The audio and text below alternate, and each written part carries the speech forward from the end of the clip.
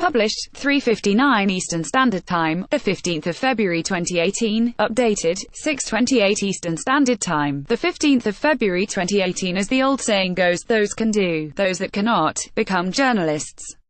Hhmmmm, Singapore. And those that really cannot post semi-literate, garbled messages on the bottom of newspaper columns, while pretending they're smart. Good morning. It's that time of the week again. The debate. Welcome. You know, some people ask me why I single out posts from complete half-wits. I appreciate, they're a waste of time really. But look at it like this. You may be wrong, your argument may be misplaced, biased, poorly thought out, lacking in logic or reason. But think how clever you look compared to Hhmmmm of Singapore. And now, an appropriate introduction as we delve into the balancing skills of Dele Alli, and others. It's not just Dele Alli, it's the whole Tottenham team. Every week now when they get in the box, the first thing they do is try to win a penalty. They try so hard to make contact with a defender, they must be practicing this in training. The Honey Monster, England. I've seen Tottenham quite a lot this season, honey, and I don't find them any worse than many other teams, frankly. For Alli to be found out twice this season, and 3 times in his career, is very disappointing, though, which is why I highlighted it in this column. I thought the Eric Lamela fall at Anfield was soft too, although not the Harry Kane one, but we'll be getting to all that soon enough. When Michael Owen made a blatant dive at a World Cup, it wasn't described as cheating by the pundits on television, but as clever play. Lucy Hilt, Hull. Well, those pundits must take responsibility for those opinions, as I'll take responsibility for mine. I never think of diving, or even going over easily, as clever play. It doesn't require intelligence, but cynicism. Martin, your ideas to stop diving could possibly work, but I've seen many instances where a player was booked for diving unjustly. Willian has certainly been a victim, as has Cristiano Ronaldo. I suppose an appeal process could work, but appeals are usually rejected. Goncalves, Portugal. Clearly any suspensions related to diving, such as my proposal for an accumulating ban, would need to be underpinned by an appeals process for occasions when a referee gets it wrong. Stitched into the system in this way, I don't think it would follow that appeals are automatically rejected. Loving all these expert comments on Tottenham players diving. All Premier clubs have them. It's unfortunately now part and parcel of the game. As for Liverpool fans who complain, do you remember a player called Luis Suarez? Your hero could do no wrong, and diving was one of his skills. Great player, but used every trick to get ahead. Mark, United Kingdom. Yes, yes, yes. Other clubs do it. Yes, yes, yes. Other players do it. Equivalency is no justification at all, though, but there's a lot of it about, sadly. Once caught diving, an instant red card should be shown, and then the offender should be made to stand facing the opposition fans with a sandwich board around their neck saying, "I'm a cheat, please verbally abuse me," then banned for the next 5 games against that opposition. Sorted. Stop the row, Leicester. Or we could bring back the ducking stool, or the stocks. I presume your solutions are tongue-in-cheek, but on here you never quite know. It is not only Alli that dives. England's golden boy Harry Kane is also a master diver, and it is pathetic that the English media purposely doesn't mention it. Big shame. Sheg C. Sunderland. I thought Kane went to ground too easily on one occasion against Juventus, and said so in the match report. I found that out of character, though. I don't think Kane dives. Against Liverpool, for instance, I blamed Loris Karius for coming out rashly. Harry Kane wasn't at fault when he went down under a challenge from Loris Karius. Tottenham fans went on about Robert Perez diving, so I expect them to show the same contempt for Alli. Toe Curler, London. Then you are going to spend a lot of your life disappointed, Curly. What can be safely gathered from this discussion is that cheats exist at every club but yours. And that this view seemingly applies to all fans. I have been saying Alli dives all season. That is why he rarely does anything good. He will not get away with it for England in the World Cup. It's only Premier League referees that fall for it. Else and blue, Billericay. I think the opposite. Else. Fact he's been booked twice this season suggests Premier League referees are getting wise, whereas his reputation may not yet be globally known. For instance, there may be a player in France, say, who is currently creating similar controversy, but he isn't making headlines over here. So an English referee, handling him in an international or European fixture, might take a fall at face value. I don't think it is a problem for England in terms of Ali getting a yellow card, more that he is more of a threat when upright and should try to remain so. Everyone cheats today. Slightest touch and you go down, hold your ankle and roll around a few times. Phil 711, United Kingdom. I don't think everyone cheats, Phil. I do feel, however, that if the same standards that exist in football were applied in boxing, the two fighters would fall to the floor at the glove touch. I don't understand why all forms of contact send a player to ground. A simple way to stop diving is to assess every incident after the games, and if any player is found to be guilty of diving a simulation of an injury, then the guilty team will be docked 3 points. If a team won a game and were found to have cheated to do so, it should be awarded to the losing team and the cheating team docked 6 points.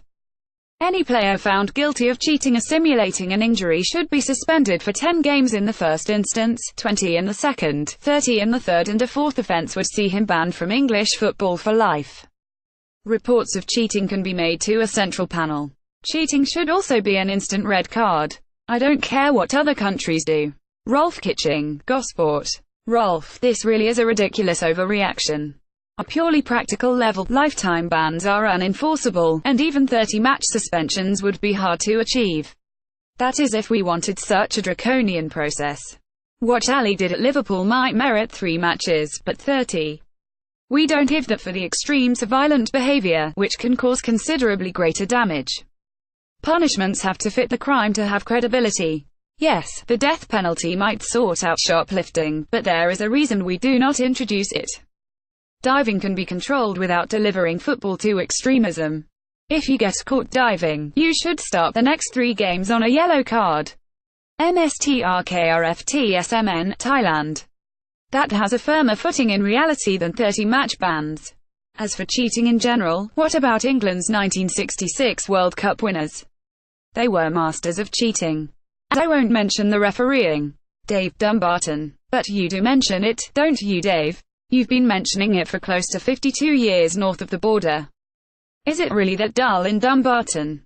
The reality is that every forward dives and some are better at it than others.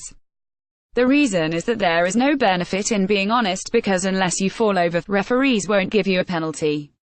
Anthony, Watford. I agree that is a problem. I just don't agree diving is the solution. Actually, Eden Hazard is the most fouled player in the league, but less than half are given. Cromid 1, Chicago. Oh God, not another anti-Chelsea conspiracy.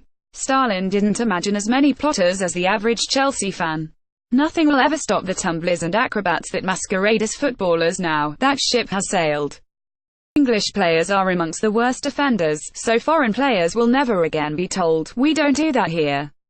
How often do referees award a penalty for the slightest of touches that, if replicated outside the football ground, would result in streets full of horizontal bodies and no one ever getting on or off the tube? 15 stone people do not take flight at the first suggestion of contact, yet without any hint of shame the modern footballer is airborne instantly and more often than not rewarded for the performance. Outspoken pleb, Barnsley. Agreed. One positive, however, is that in some cases of players banned for diving this season, the panel has admitted contact was made but that the fall was disproportionate. This is a step in the right direction. Against Liverpool, Ali anticipated the swing of Andrew Robertson's leg, which started in his direction and then stopped. Anyone who has played in an attacking role knows that defenders start a movement and you can't help anticipating the contact. Nussel, United Kingdom. I'd say the majority of people on here have played football at various levels and they all know what you are saying is rubbish. You anticipate, yes. That's not the same as falling to the floor. Liverpool players let rip at Dele Alli after he went down at Anfield. He was booked if the players' team has to send out only 10 men in the next game because of their diving. Either their teammates, manager or supporters will be on their back, so they wouldn't dare dive again. Degrug 63, Hazelmere. Yes, but the coach could work all week on a defensive setup to overcome 10 versus 11, and all that would result is a dull game and a 0-0 draw. Manchester City, for instance, could comfortably play against one of the bottom teams with 10, and I'd back Jose Mourinho to get a result against even some of the better teams if given 7 days to devise a 10-man strategy. Who are you kidding, Martin? Diving was not prevalent back in the 1970s and 1980s. Nowadays, they're all at it. Any contact inside the box and it's a penalty. Marquee, Romford. The reason we know so much about diving now is because every big decision in every game is replayed endlessly. That didn't happen 30, 40 years ago, so we took falls in real time at face value. Everyone talks about Francis Lee, but he won't have been alone in seeking advantage. It maybe was not as prevalent, but I'm sure it was there. And now, also coming straight out of Romford, but making slightly more sense to these ears, after Tottenham played at Liverpool there were endless articles and comments that don't usually appear when penalties are awarded in a game. All it has proved is how myopic and forgetful the majority of Liverpool fans are. How many articles were there every time Jamie Vardy won a penalty for Leicester by trailing a leg until it made contact with some hapless defender? How many articles after Santi Cazorla won a penalty for Arsenal against West Brom a few years ago, or when Victor Moses won a penalty against Tottenham in the FA Cup semi-final, only to be sent off for doing exactly the same thing in the final? The fact is that players at every club exaggerate contact when they want to. Liverpool have some masters at it, yet very few players get penalised. Ali cheated, got caught and was punished, but to suggest he is the worst exponent of cheating in this way is simply wrong. Sidney Boggs, United Kingdom. Except he is by the only finite measure, yellow cards for simulation in the period since he began playing Premier League football. He has the most, 3. So the criticism he receives is evidence-based, and not at all overplayed. What we cannot do, when discussing a player who dives, is list every previous offence or indiscretion. So Vardy was very smart at leaving a leg for the defender to catch, but that was widely written about despite your apparent ignorance. Cazorla cheated against West Brom, and the Moses penalty against Tottenham in the semi-final was also soft, but that isn't the point. Nobody was saying Tottenham, or Ali, are the only cheats. Equivalency, however, is no excuse. I am mystified to the point that makes me wonder if there is some sort of conspiracy going on. We have you and every other writer and pundit more or less condoning diving by refusing to acknowledge that both Eric Lamela and Kane dived against Liverpool. Do the Football Association hand out benefits in some way? Justice Seeker, Las Vegas. What would be the FA's motivation in protecting Lamela? I was very skeptical about Tottenham's second penalty at Anfield, won by Lamela, but I do not think Kane dived. Liverpool's goalkeeper came out recklessly. It is not the job of the attacker to change direction and leap to prevent contact in those circumstances. Imagine if this was Suarez. He'd be incarcerated with a 15-game ban. But what do Kane, Ali and Mason Holgate have in common? They're all English and they go unpunished.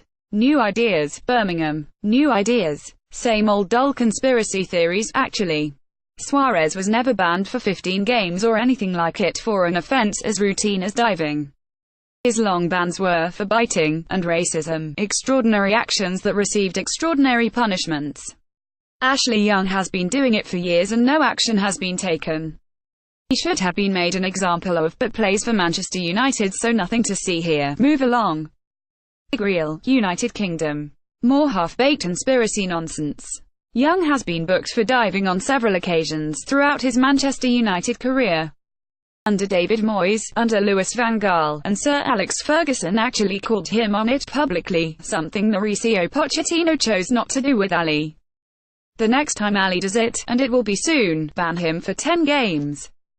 Perhaps then he might get the message, and that applies to Kane as well. Big Dave Laguna, London. Did you say the same thing when your darling Robert Perez dived against Portsmouth to win a penalty?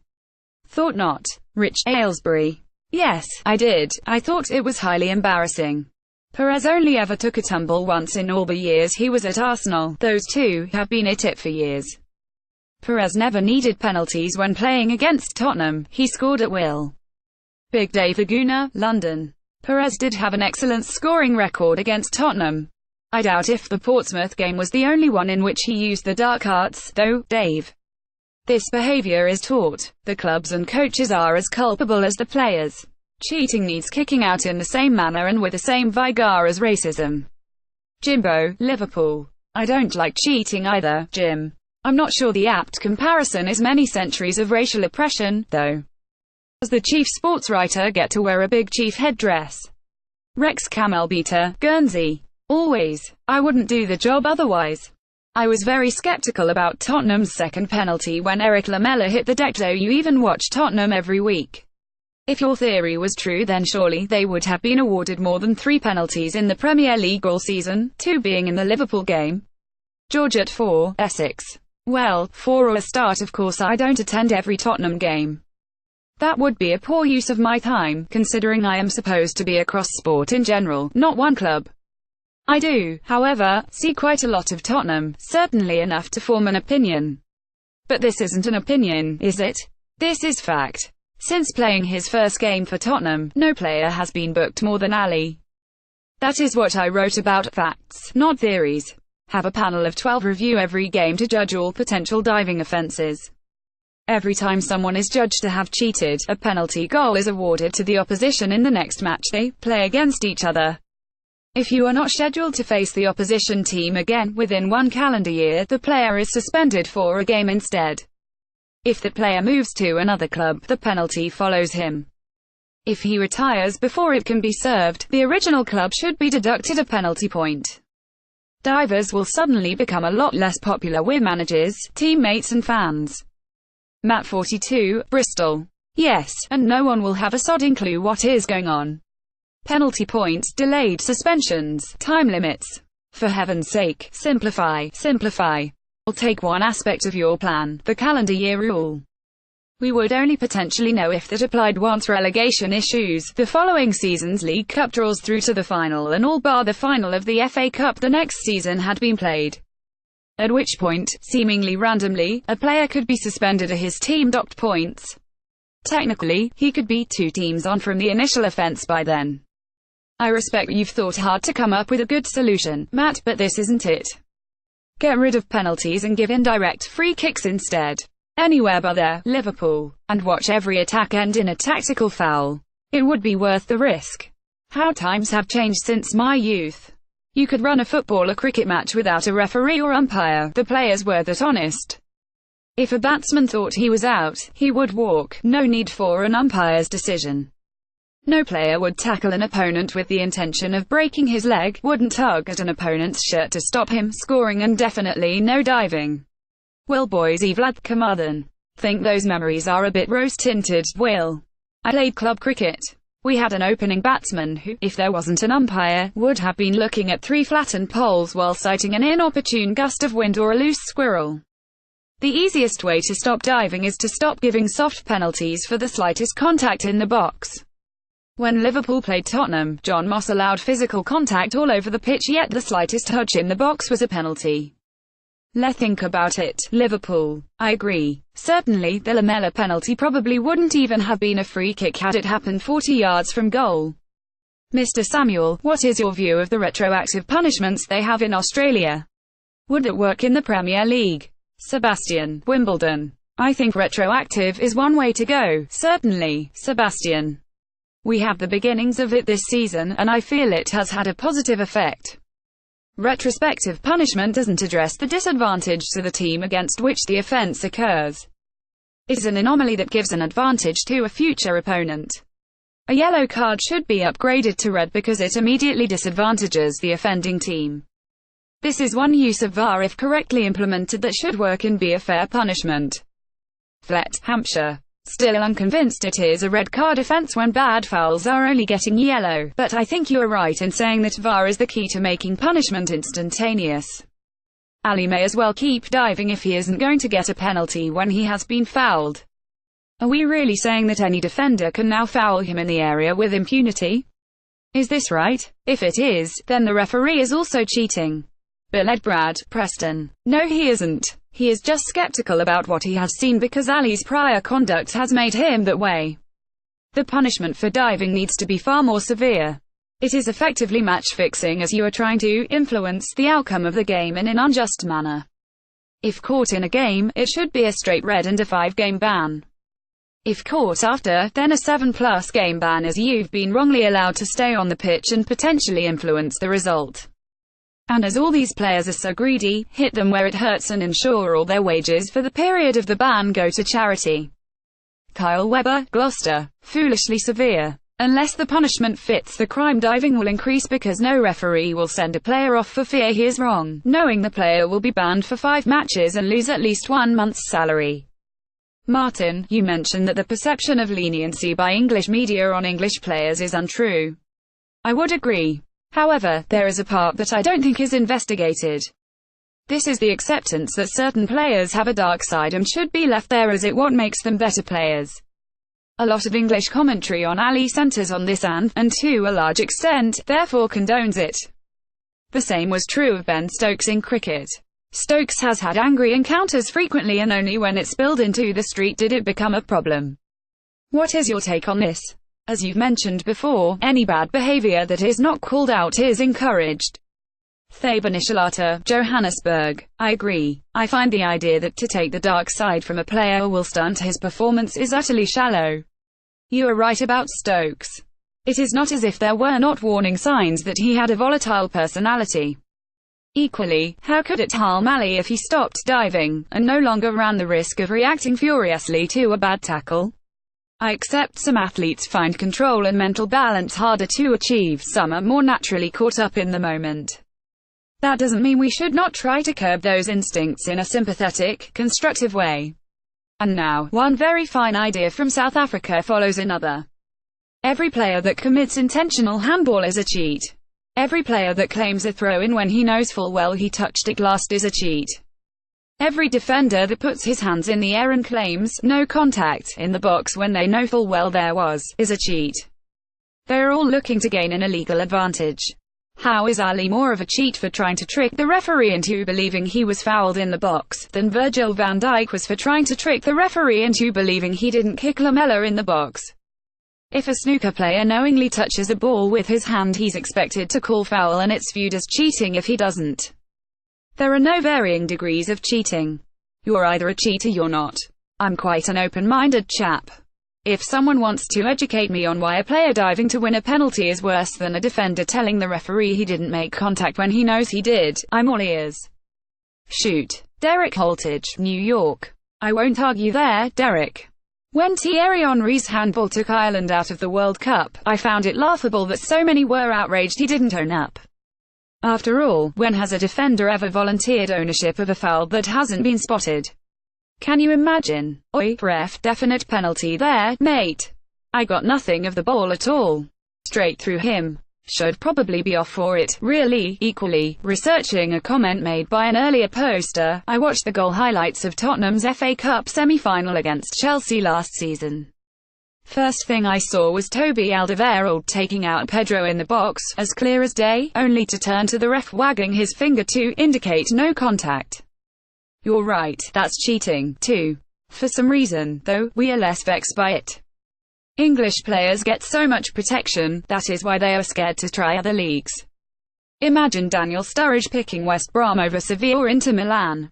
That's why Kane will never play for Real Madrid or Barcelona, he would be too scared to play without FA support. Ebos, Miami. And now the argument turns 180 degrees. It's not the foreign players that dive, it's those dirty English. It was wrong when said the other way, and it's wrong now. 15 minutes in the sin bin should stop diving. No manager can afford to play with 10 men that long, especially during crucial matches. Salufa, Basingstoke. I have long thought that diving would be a perfect crime for the sin bin descent too. I reckon 15 minutes next to a seething Jose Mourinho or Pep Guardiola would be quite an effective deterrent. Ali goes over in a stiff breeze, and as a Manchester City fan, Raheem Sterling also goes over too easily for my liking. Bran the City fan, Manchester. There are some supporters, like Bran, prepared to turn in members of their own team, not many though, it must be said. England are in the World Cup final against Germany, it's 1-1 and we're in injury time. Ali dives in the box and Kane slams the penalty past the German goalkeeper. Okay, Kane's the hero, but supporters of England would meekly turn a blind eye to the dive. The excuse being it all evens itself out in the end. Juliesque, Manchester. This analogy comes up every time and it is way off the mark in my opinion. I think very few England fans would be happy with a blatant dive to win any game, it takes all the glory and achievement away from winning the trophy. I was in Brazil for the last World Cup, and when Fred threw himself to the floor in the opening game and got a penalty for it, the locals were fuming. I think he got a rough time off the media, too. Sigh, old Chester. Look, I'm sure there would be so much pragmatists telling us the end justifies the means, everyone does it, this is the modern way and all the usual tosh. But I think you're right. Just as many people would feel greatly uncomfortable. It was ridiculous to hear so many outraged that Thierry Henry didn't own up to this handball. Kane admits minimal contact, and goes down, which is admitting a dive. The media ignore it, the FA ignore it, the referees ignore it. Oh, to be a white English man. The FA need to stamp out racism. Instead they show the core problem is themselves. Reality check, United Kingdom. I didn't think he dived against Liverpool. Does that make me racist, too? Or just someone who disagrees with you? Careful now. Martin, did you ever see the excellent Gary Neville segment on diving? He basically points out that the rest of the world do it and that we can't sit there in an ivory tower, that we have to be smarter. He pointed to the Olympic cyclists who won gold medals after taking a dive in a race and that we lauded them. That's the point, we want diving stopped if it's against us. Tottenham fans won't blast Ali if he gets them a trophy, and England fans won't if he wins the World Cup. That's the reality and it won't change. Stevie J 99, Colchester. Not with Neville calling the shots, it won't. I did see the piece and I didn't agree with it. I can't even remember who those cyclists were, so they certainly weren't lauded like other British gold medalists. Every ex-professional parrots this line, Steve, as if the reason England don't win World Cups is we're not good enough at cheating. They're wrong. Football is what we're not good enough at. Football. The England team Neville coached did not lose to Iceland, and every good team it played in Brazil, because it wasn't cynical enough. It lost because the football was a poor, the passing, the finishing, the invention, the defending, the goalkeeping. It lost because of the basics, not some moustache-twiddling master plan that we failed to execute. Suarez didn't need to bite us, he didn't need handballs or simulation, he beat us because he was better at football. You guys should have started ganging up earlier and Ali would have chosen Nigeria ahead of England. Doesn't Kane also dive? Why the emphasis on Ali? Please back off. Tent 69, Newark. Please mind your own business. There is nothing wrong in calling athletes to account for cheating. If more countries practiced it, we might not have the problems we have now. And that most certainly includes United States track and field. Adnan Januzaj got 3 yellows in one season for diving. He is the undisputed king of divers. Lord Sharkey, Canada. Can't dispute that, your lordship. The reason he doesn't feature in the Ali statistic, however, is because that was in 2013-14 before Ali made his Premier League debut. And he's La Liga's problem now. Here's my method to stop the cheats: retrospective bans for diving and a fair play table where the team with the worst disciplinary record is docked 3 points at the end of the season and the team with the best is awarded 3 points. This will force managers and clubs to get their players to cut out the cheating for fear of the consequences. Fines haven't worked, but not qualifying for European competition or the threat of relegation would surely force cheats and divers to think twice. Cragsy, Larissa. No, it would create daft, artificial matches, in which teams wouldn't put tackles in for fear of the consequences. The fair play qualification to gain entry to the Europa League can have that effect. There was a game a few seasons ago when it was considered tactically astute if a Premier League side took no risks in this way to secure a fair play place. You can't win the league or survive by not getting booked and drawing 0-0, but that could be how the last day is played out under your proposal. This is how you stop the cheats. A player goes down, and the referee asks him to be honest and say whether he was touched or not. If the player says no, game carries on. If he says yes, then he is awarded the penalty. After the game, the incident is reviewed. If the player was not touched and he lied, he gets a 5-game ban. This gives him the chance to be honest. Caution 1 UK, London. Yes, but why do we need to turn football into the Jeremy Kyle show? Cut to the chase and review the incident without the lie detector test. Then the referee calls it, just as he would in real time. Using your rules, depending on the situation in the match, a player could decide his 5-game ban was a chance worth taking. Say it was the difference between winning the league or not, or staying up in not. The next football scandal is forwards chipping the ball towards an opponent's hand. It's happening all the time. Mohamed Salah tries it every game. Referees are being conned and need to wise up. Roger, Portsmouth. I have seen it, I won't deny that. Not sure it has reached the level of a scandal, though, Roger. It is so frustrating reading the comments on articles of this nature. Everyone always thinks that their team are honest and never put a foot wrong. Let's be clear, Ali is a fantastic player. He has skill, vision, a work ethic and willingness to learn that is rarely seen in an England shirt. This season he was definitely off his usual pace, but he has picked up in the last month or so. At the same time, he is hugely frustrating. The diving nonsense has to be eradicated. It is a huge blemish on his reputation. Indeed, often he looks to dive when in fact he has got through on goal and could probably score. Why is diving the overriding choice rather than staying on his feet and shooting? I agree that perhaps stronger punishments need to be looked into, as the current one clearly isn't working. But let's get a grip, people. The bile aimed at him is unwarranted considering that there are players in every team that do the same. It's a cancer in the game that is not confined to Tottenham. Bagsy, Luxembourg. Agree completely, Bagsy. As always, there is a third way, a middle ground between the extremes. Until next time. Take it away, Charlotte.